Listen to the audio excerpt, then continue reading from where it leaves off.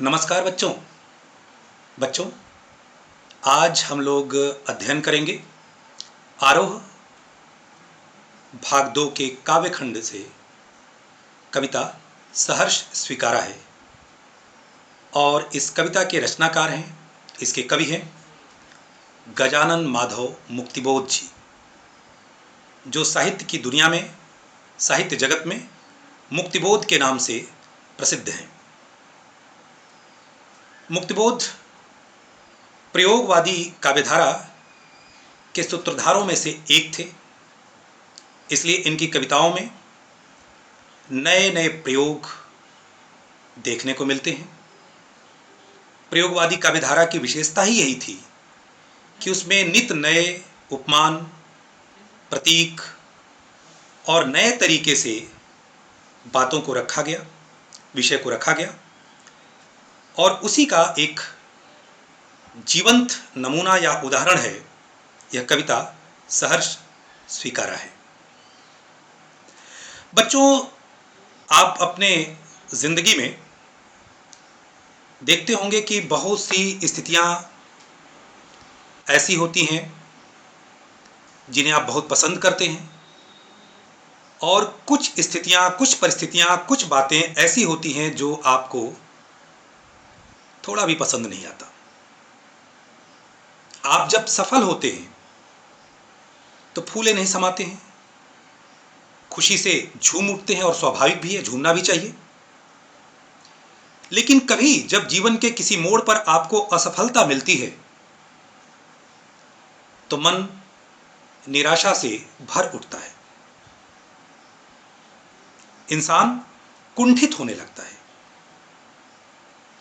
लेकिन एक चीज आप गौर करिए कि भले ही मन निराश हो, भले ही असफलता या बुरी चीजें या वे बातें जो हमें कष्ट दें, वे बातें जो हमें दुख दें, भले ही वो अच्छी ना हो, भले ही हम नहीं चाहते कि उससे हमारा साक्षात्कार हो,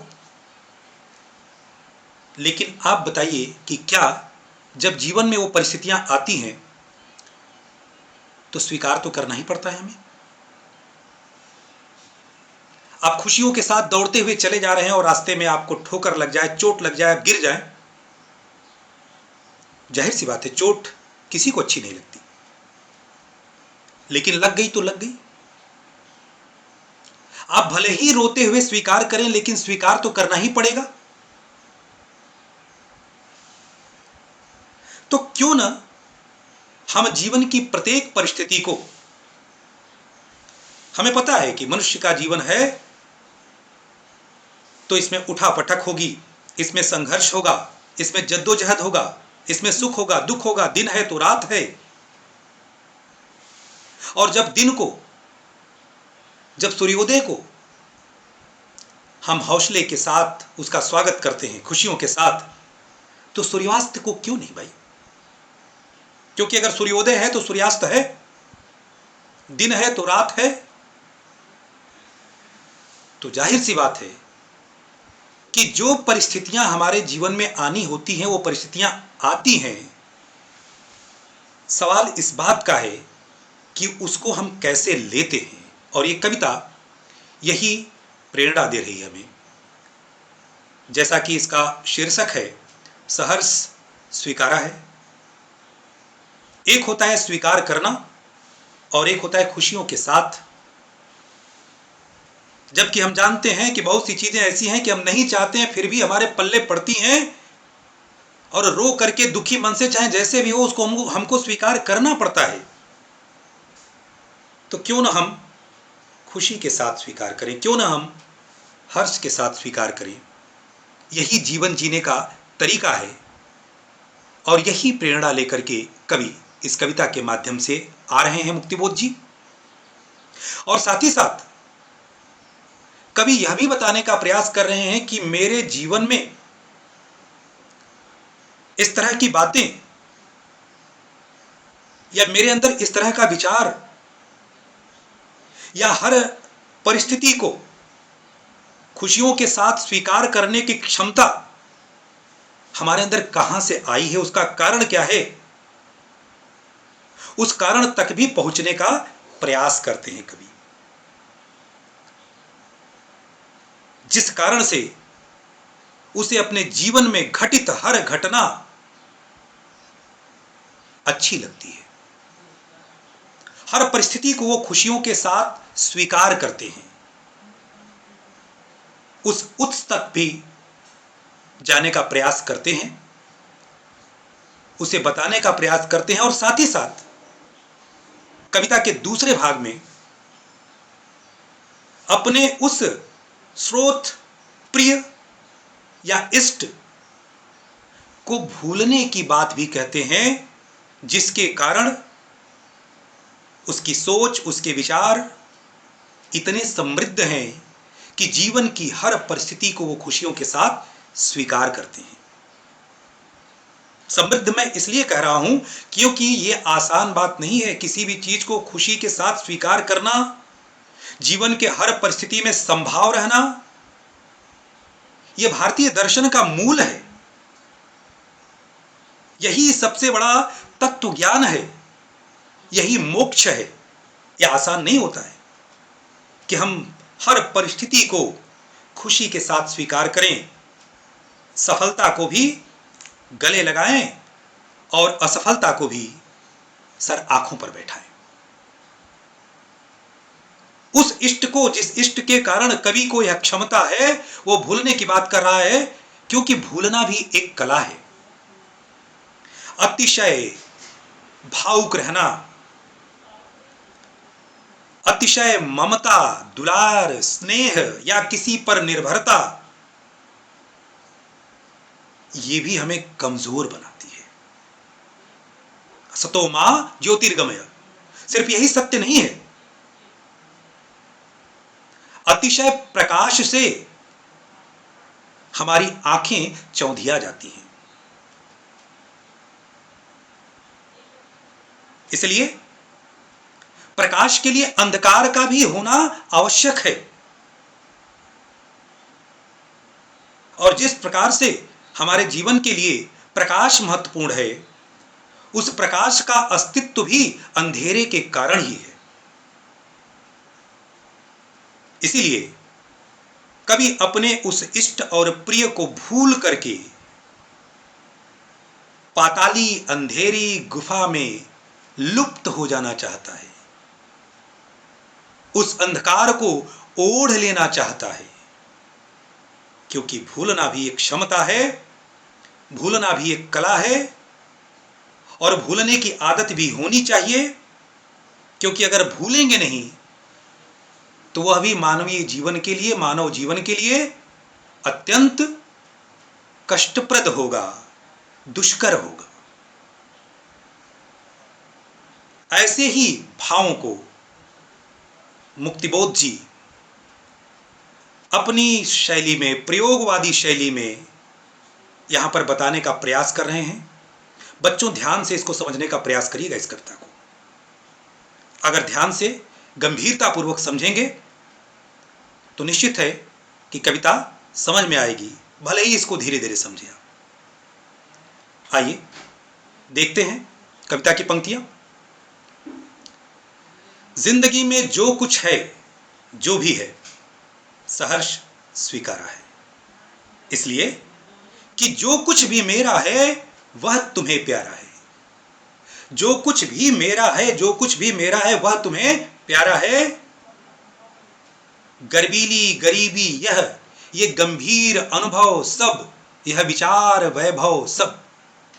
साफ साफ कवि का कहना है कि मेरे जीवन में जो कुछ भी है,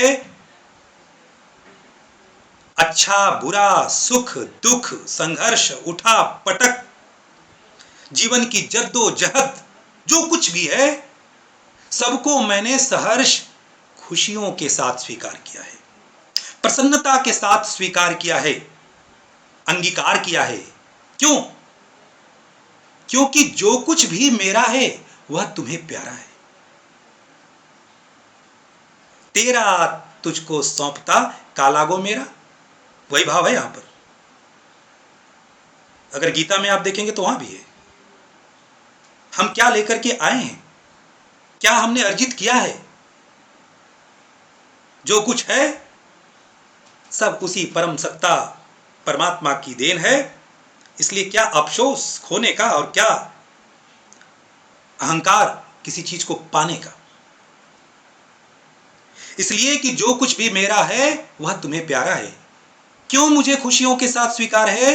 क्योंकि जो कुछ मेरे पास है, जो कुछ मेरे जीवन में घटित हो रहा है वह तुम्हें प्यारा है। अब तुम कौन है कवि ने स्पष्ट नहीं किया है। तुम कवि की दिवंगता मां है, कवि की प्रेयसी प्रियतमा है, या फिर परम सत्ता परम तत्व परमात्मा है। संकेत तीनों का ही इन कविता में अलग अलग पंक्तियों में आपको मिलेगा, लेकिन यह कह पाना मुश्किल है कि कवि का तुम है कौन। वो तीनों में से कोई हो सकता है, लेकिन जो भी है वह कवि का इष्ट है। कवि का जीवन, कवि का रोम रोम, कवि की सांसें, कवि का सोच विचार, सब कुछ पर उसका प्रभाव है। और कवि उस इष्ट के प्रति संपूर्ण रूप से समर्पित है, इतना तय है। और इस तरह का समर्पण परम तत्व के प्रति ही हो सकता है। तो जो कुछ मेरा है, जो कुछ मेरे जीवन में घटित हो रहा है वो तुम्हारे कारण है और तुम्हें प्रिय है। गीता भी कहता है कि जो हो रहा हो अच्छा हो रहा है, जो होगा वो भी अच्छा होगा, क्योंकि जो कुछ होता है परम सत्ता परमात्मा की देन होती है। आगे, गर्बीली गरीबी यह। कवि अपने जीवन के दुखों को, अपनी गरीबी को, अपनी दीनता को भी गर्बीली कह रहा है। गर्बीली बहुत बड़ी बात है ये। इस तरह के विशेषण, इस तरह की विशेषता और इस तरह के विशेषणों का प्रयोग, इस तरह की शब्दावली आपको प्रयोगवादी काव्यधारा में ही मिल सकता है। ये प्रयोगवादी काव्य शैली की विशिष्टता है और उसमें भी मुक्तिबोध की अपनी खुद की काव्य शैली है, काव्य क्षमता है। गर्बीली गरीबी, जिस गरीबी पर लोग हताश होते हैं, निराश होते हैं, दुख व्यक्त करते हैं, क्षोभ प्रकट करते हैं, मलाल करते हैं, उस गरीबी को कवि कह रहे हैं गर्व से युक्त, स्वाभिमान से। कवि को स्वाभिमान है अपने गरीबी पर, अपने दुखों पर, अपने दीनता पर। जो कुछ भी उसकी फटेहाली है उस पर गर्व है। और हो भी क्यों नहीं, क्योंकि उसकी गरीबी भी तो उसके इष्ट की ही देन है, उसके प्रिय की ही देन है। उसके प्रिय ने ही दिया है और प्रिय हमेशा उसका भला सोचता है। जैसे परमात्मा को कहा जाता है कि परमात्मा के हम सब संतान हैं और हमारा भला ही सोचता है, हमारे बुरे के बारे में, हमारे अनिष्ट के बारे में वो कभी नहीं सोचता है। वैसे ही कवि का तुम, कवि का वह, कवि का प्रिय, कवि का प्रियतम, कवि का इष्ट सदैव पल पल उसका भला चाहता है। और जब उसने उसको जीवन में कुछ दिया है तो जाहिर सी बात है कि उसमें कुछ न कुछ अच्छाई होगी। कवि उसी भाव को स्वीकार कर रहा है। यहां पर समझने की जरूरत है कि गर्बीली गरीबी यह, मेरी गर्व से युक्त गरीबी, ये गंभीर अनुभव, मेरे पास जो गंभीर अनुभव है, जो मुझे अनुभव मिला हुआ है, गंभीर अनुभव, जो मेरे सोच में गंभीरता है,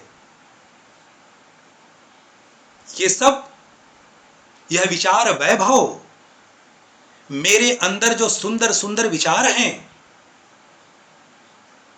कवि साहित्यकार हैं, विचारक हैं। हम मनुष्य बहुत बड़ी बड़ी चीजें कर डालते हैं, आखिर किसके कारण है, क्या लेकर के आए थे?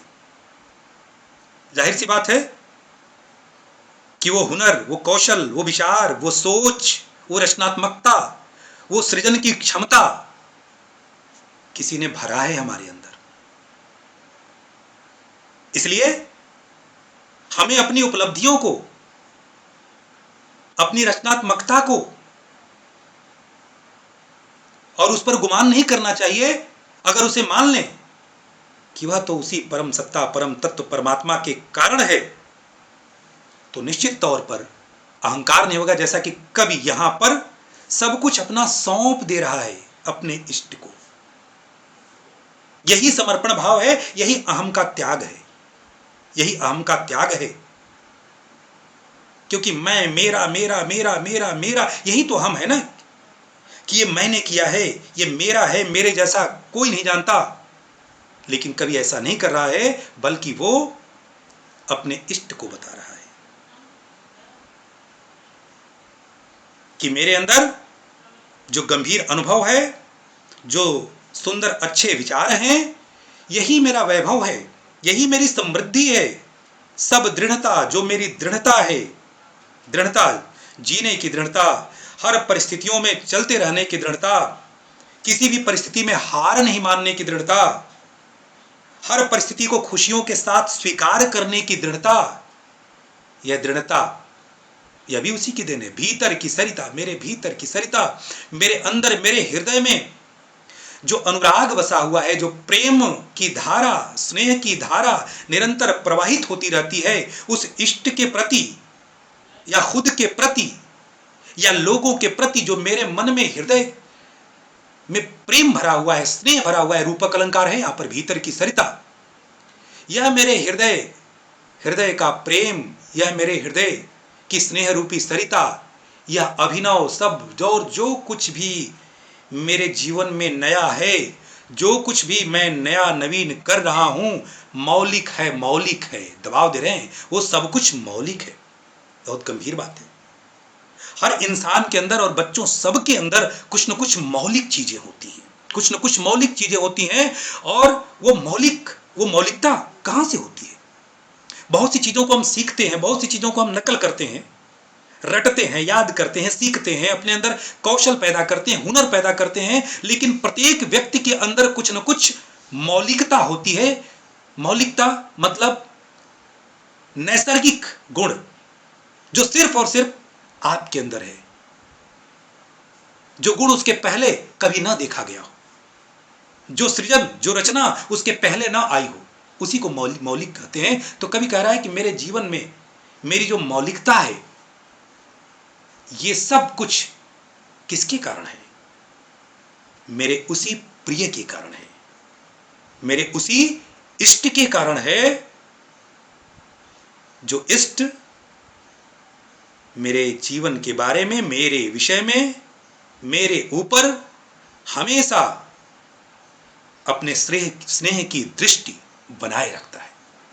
इसलिए कि पल पल में जो कुछ भी जागृत है, अपलक है, कह रहा है कि मेरे जीवन में हर पल जो कुछ घटित हो रहा है, मेरे जीवन में पल पल जो कुछ भी जागृत है, जो कुछ भी जागृत अवस्था में है, जो मेरी संवेदना है, जो मेरी जागरूकता है, जो कुछ मेरे जीवन में अपलक है, स्थिर है, जो स्थिरता है मेरे जीवन की, जो जागरूकता है मेरे जीवन की, जो संवेदना है मेरे जीवन की, हर पल जो कुछ भी मेरे जीवन में घटित हो रहा है, पल पल जो कुछ भी मेरे जीवन में चल रहा है, वो सब कुछ संवेदन तुम्हारा है। अर्थात वह सब कुछ तुम्हारी ही संवेदना का परिणाम है, तुम्हारी ही संवेदना के कारण है, तुम्हारे ही कृपा के कारण है, तुम्हारे ही स्नेह के कारण है। कौन तुम? कवि का इष्ट, जो उसकी दिवंगता मां भी हो सकती है, उसकी प्रेयसी, प्रिया, प्रियतमा भी हो सकती है, या परम तत्व परमात्मा भी हो सकते हैं। सब कुछ कवि का कहना है कि उसके जीवन में उसी के कारण है। आगे कवि अपने उस इष्ट से अपना रिश्ता, अपना नाता स्पष्ट कर रहा है यहां पर। जाने क्या रिश्ता है, जाने क्या नाता है, जितना भी उड़ेलता हूं भर भर फिर आता है। दिल में क्या झरना है, मीठे पानी का सोता है। भीतर वह, ऊपर तुम, मुस्काता चांद जो धरती पर रात भर। मुझ पर त्यों तुम्हारा ही खिलता वह चेहरा है। कवि बता रहा है कि न जाने मेरे उस इष्ट से, उस तुम से, उस प्रिय से न जाने कौन सा रिश्ता है, मैं समझ नहीं पाता कौन सा रिश्ता है, कौन सा नाता है। प्रश्न अलंकार है यहां पर। जितना भी उड़ेलता हूं भर भर फिर आता है। उस इष्ट का प्रेम,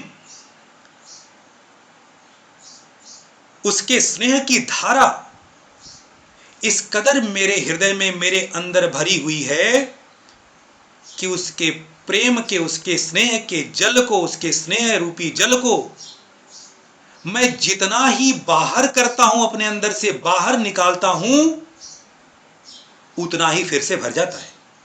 कभी न समाप्त होने वाला स्नेह, प्रेम, प्रेम रस की वह धारा जो अक्षय है, जो कभी समाप्त न हो। अर्थात कवि के अंतर जगत में इंसान के दो जगत होते हैं। एक अंतर जगत, हमारी आत्मा, हमारा मन, हमारी सोच, हमारे विचार, और एक बहिर् जगत, बाह्य दुनिया। और अक्सर यही होता है कि हमारे मन में, हमारे अंदर कुछ और होता है, लेकिन बाहर हमारा व्यवहार कुछ और होता है। कभी कभी ये मजबूरी भी होती है समाज में रहने के लिए, लेकिन यहां पर कवि साफ कह रहा है कि मेरे अंतर जगत में सिर्फ और सिर्फ उस इष्ट का प्रेम भरा हुआ है और कुछ नहीं है। उसके अलावा मेरे मन, मेरे विचार, मेरे सोच में और कुछ नहीं है। और उसके प्रेम की धारा को, उसके प्रेम के जल को मैं जितना बाहर उड़ेलता हूं, गिराता हूं, निकालता हूं, उतना ही फिर से भर जाता है। दिल में क्या झरना है मीठे पानी का सोता। ऐसा लगता है कि मेरे हृदय में प्रेम के जल का एक झरना हो। झरना जानते हैं आप ना? झरना का जल कभी समाप्त नहीं होता है, हमेशा गिरता रहता है और पता नहीं कहां से आता है, पता भी नहीं चलता है। तो ये कह रहा है कि दिल में क्या झरना है मीठे पानी का सोता है। कभी कह रहा है कि मेरे हृदय में मीठे पानी का एक स्रोत है, मीठे पानी का एक झरना है, जिससे निरंतर प्रेम रूपी जल, स्नेह के जल का प्रवाह होता रहता है।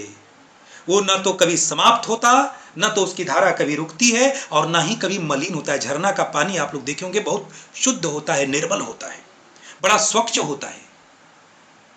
तो मेरे हृदय में मेरे प्रियतम के प्रेम रूपी जल का एक झरना है, मीठे जल का एक स्रोत है, एक झरना है, जिससे हमेशा प्रेम के या प्रेम रूपी मीठा जल प्रवाहित होता रहता है, बहता रहता है। भीतर वह, ऊपर तुम। समझने की आवश्यकता है। भीतर तुम, भीतर वह है। वह मतलब तुम और वह सब कुछ वही है। कभी कहीं पर तुम का प्रयोग कर रहा है यहां पर, और कहीं पर वह का प्रयोग कर रहा है, लेकिन वह भी वही है, तुम भी वही है। जो भी है वो कवि का इष्ट है। कवि उसके प्रति 100% पूरे श्रद्धा भाव से, सच्चे भाव से समर्पित है। तो भीतर मेरे आंतरिक जगत में, मेरे हृदय में, मेरे सोच, मेरे विचारों में, मेरी धमनियों में, मेरे शिराओं में, हर जगह उसके प्रेम की ही धारा प्रवाहित हो रही है। और ऊपर तुम, ये साफ कह रहा है। मैंने बताया ना कि एक हमारा आंतरिक जगत होता है और एक बाह्य जगत होता है, और दोनों में बड़ा अंतर होता है। आंतरिक जगत कुछ और होता है, आंतरिक सोच कुछ और होती है, और बाह्य जगत में लोगों को दिखाने के लिए या समाज के चक्कर में या अपने जीवन के समायोजन के चक्कर में हम बहुत कुछ परिवर्तन कर लेते हैं उसमें। तो कवि वही बताने का प्रयास कर रहा है यहां पर कि मेरे बाहर भी वही है। क्या है? मुस्काता चांद जो धरती पर रात भर, मुस्काता चांद। जिस प्रकार से इस धरती पर रात भर चांद मुस्कुराते हुए अपनी शीतल चांदनी बिखेरता रहता है और धरती को शीतलता प्रदान करता है। मुझ पर त्यों तुम्हारा ही खिलता वह चेहरा है। कवि अपने उस प्रिय के बारे में कह रहा है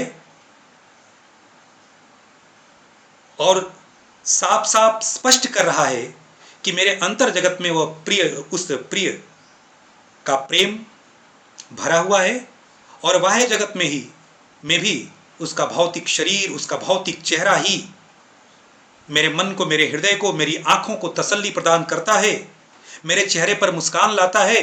ठीक उसी प्रकार से जिस प्रकार से चांद रात भर मुस्कुराते हुए धरती को अपनी शीतल चांदनी से शीतलता प्रदान करता है, वैसे ही मेरे इष्ट का मुस्कुराता हुआ चेहरा, खिला हुआ चांद के समान चेहरा मेरे बहिर्जगत को, मेरे बाह्य जगत को, मेरे मन को, मेरे हृदय को, मेरे आंखों को, मेरे चेहरे को सुकून देता है, शांति देता है, तसल्ली देता है।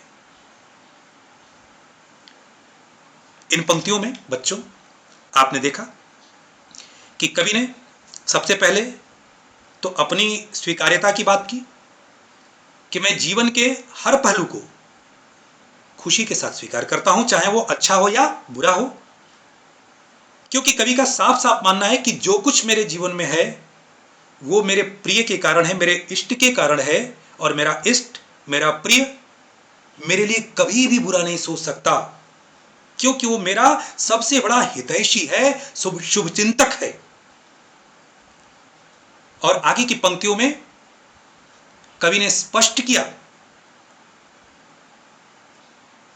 कि मेरा रिश्ता क्या है, मेरा नाता क्या है। मेरा रिश्ता ऐसा है कि उस रिश्ते को, उसके प्रेम को, उसके स्नेह को, उसकी यादों को मैं जितना ही भुलाना चाहता हूं, निकालना चाहता हूं, उतना ही वो भर जाता है। विरोधाभास अलंकार है इसमें, विरोधाभास। उसका प्रेम मेरे हृदय में मीठे जल के झरने के समान है, जिससे निरंतर प्रेम की धारा प्रवाहित होती रहती है। रूपक अलंकार का प्रयोग है और उपमा का प्रयोग करते हुए कवि कह रहे हैं कि मेरे बाह्य जगत में मेरे आंखों को भी उसी प्रिय के चांद जैसे चेहरे से ही तसल्ली मिलती है, सुकून मिलता है। जैसे चांद धरती को शीतलता देता है, वैसे ही मेरे बाह्य जगत में उसी का मुस्कुराता हुआ चेहरा मुझे खुशियां प्रदान करता है, मेरा मार्ग प्रशस्त करता है, मेरे जीवन में शांति और तसल्ली प्रदान करता है। इसके बाद की जो पंक्तियां हैं उनको हम लोग अगले भाग में देखेंगे। धन्यवाद।